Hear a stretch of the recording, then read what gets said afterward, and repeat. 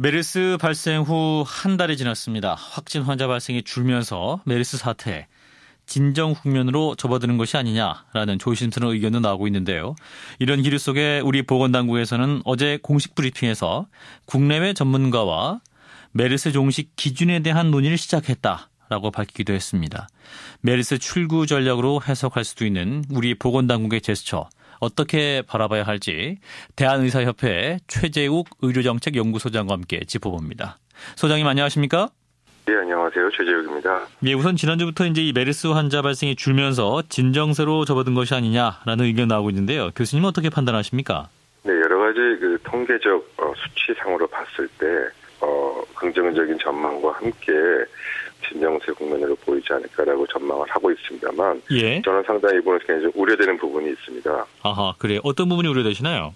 예, 지금 시점에서 이 종식이라는 용어를 과연 사용할 필요가 있는지 그게 굉장히 우려되고요. 그 부분은 지금 메르스 사태 처음 발생했을 때 정부가 다소 근거 없는 낙관론으로 장밋빛 전망으로 계속 초기에 일관하다가 이 국민과의 신뢰가 모두 깨지는 그런 사태가 생기지 않았습니까? 예.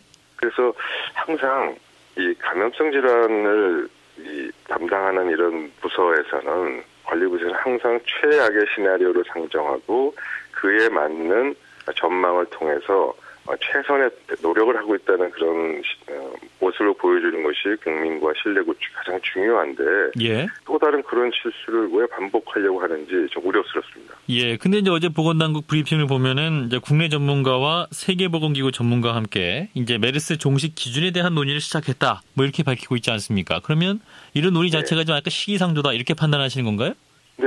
그 논의가 왜 그렇게 될지 모르겠어요. 논의는 할 거 없이 이미 세계보건기구도 그렇고 많은 전문가도 그렇고 이미 이런 바이러스의 종식 논의에 대해서는 기준이 다 나와 있고요. 예. 그걸 뭐 굳이 논의할 게 뭐가 있나요? 전혀 좀 이해가 안 됩니다. 예를 들어서 네. 마지막 그 확진 환자에서 네. 최대 잠복기 14일을 2번 이상, 즉 곱하기 2 하면 28일이죠. 그렇죠. 28일 기간 동안 새로운 환자가 안 생기면 아마 유행이 거의 종식이 되었다라고 보는 게 그 일반적인 견해거든요. 예, 정의도 그렇게 나와 있고. 그걸 갖고 뭘 논의할 게 뭐가 있고 아마도 생각하는 거는 지역사회 감염의 우려가 있어서 이게 정부의 통제 범위 밖에 있는 부분이 산발적으로 환자가 발생했을 경우에는 띄엄띄엄 환자가 발생하니까 이게 종식이 완전 늘어질 거 아닙니까? 예. 그런 경우를 대비해서 그런 고리를 끊고 산발적으로 있다 하더라도 이런 거는 뭐 우리가 통제 범위에 있고 띄엄띄엄 있는 거니까 종식으로 봐도 되겠다라는 식의 표현과 논의 구조를 통해서 그렇게 논리를 만들어가려는 것 같은 생각도 전 들어요. 제가 나쁜 생각인지 모르겠습니다만. 그 교수님 말씀은 그러니까 지역 전파 가능성을 이미 이게 높게 보시는 건가요, 지금? 그럴 가능성이 있죠. 그걸 배제하기는 좀 어렵습니다, 현재는. 근데 그렇게 말씀하실 근거는 뭔가요? 지금 이제 우리 보건당국 입장은 지금까지 지역사회 전파는 없다. 병원 내 감염이다. 이렇게 밝히고 있지 않습니까? 그 부분은 사실입니다만 근본적으로 한 가지 지금 이 상황에서 우리가 간구하고 있는 건 이겁니다. 현재 기준을 보십시오. 지금 메르스 확진 검사를 받으시려면요. 네. 메르스 환자와 접촉한 경험이 있는 걸 본인이 알아야 됩니다. 네. 두 번째, 메르스 증상이라고 볼 수 있는 고열이나 감기 증상과 같은 이런 혹은 뭐 폐렴과 같은 증상이 있어야 됩니다. 그래서 이 두 가지가 같이 있는 경우에 메르스 확진 검사를 하게 됩니다. 예. 그렇죠? 그런데 병원에 가서 검사를 해달라고 그러면 전 메르스 환자 접촉한 경험이 어딘지 전 모릅니다. 이렇게 하면 검사 자체가 안 됩니다. 아하.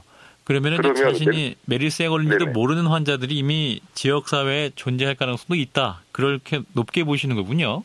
예, 그럴 가능성을 배제할 수 없다는 뜻이고요. 예. 가볍게 앓고 지나가는 사람은 병원에 그렇게 오지 않고 폐렴도 안 나타나는 분도 많거든요. 예. 그런 경우에는 당연히 메르스 확진 검사 자체가 불가능하기 때문에 한번 검사해볼까 하다가 우연히 찾게 되는 경우가 아마 산발적으로 생길 겁니다.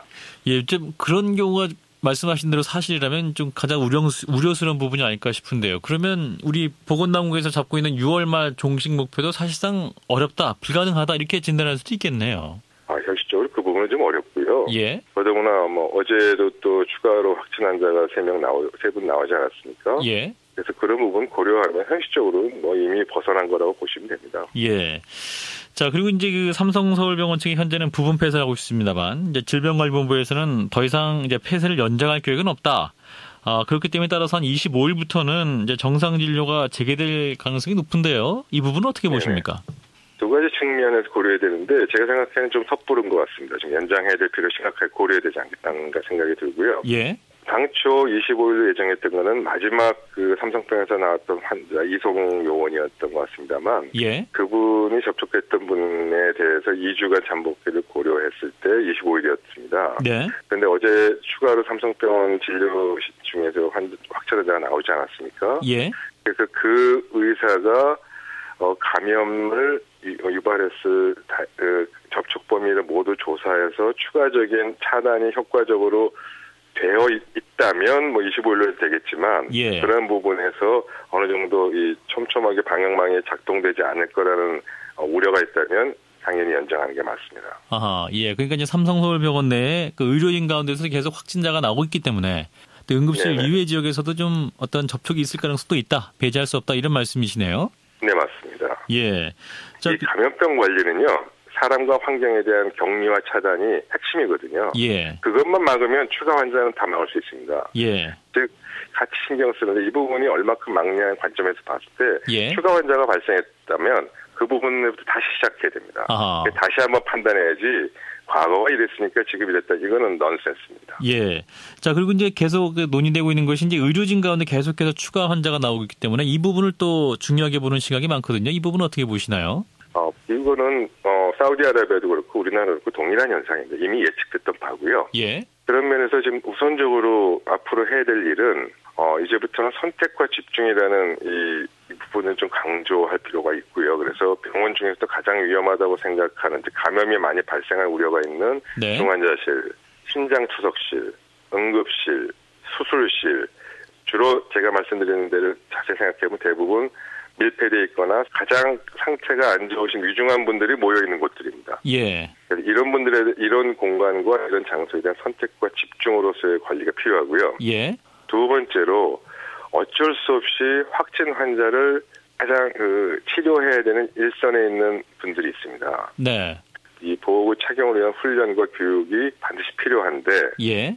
그런데 그럼에도 불구하고 어쩔 수 없이 노출되는 경우는 있습니다. 예. 그거는 불가피하겠죠. 네. 예. 이제 그런 부분에 있어서 또 향후 진료에 신경을 써야 된다.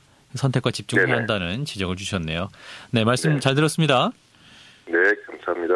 네, 대한의사협회 최재욱 의료정책연구소장이었습니다.